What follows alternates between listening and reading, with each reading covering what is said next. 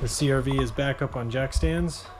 I'm gonna actually be doing brake pads and rotors. I have a feeling this caliper also might need replaced, but I'm hoping I can get it to free up for this event this weekend. For now, let's just get it apart.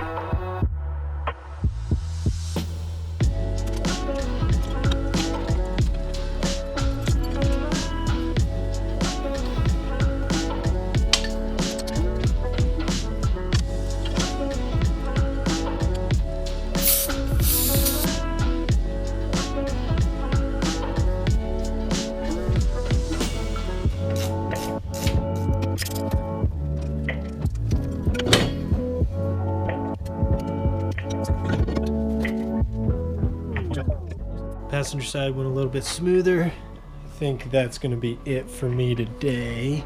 All done with the rear brakes. Now we just need to do the front and then we'll be good to go. Today we're going to continue on the front. The front should be a little bit easier than the back. Quite a few more pieces to the drum emergency brake.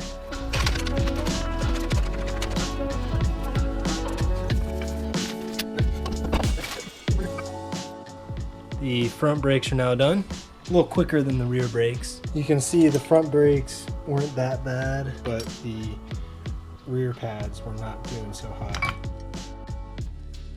Well, as you see, the wheel is off.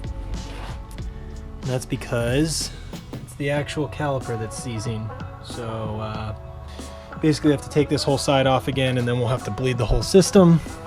And while I'm letting it cool down, I'm gonna go into town and get the caliper I need.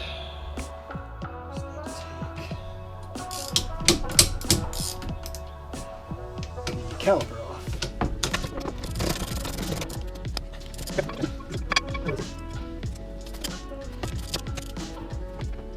Not too bad. Got the new rear caliper on there. We'll be leaving around 6 tomorrow morning, so 10 hours.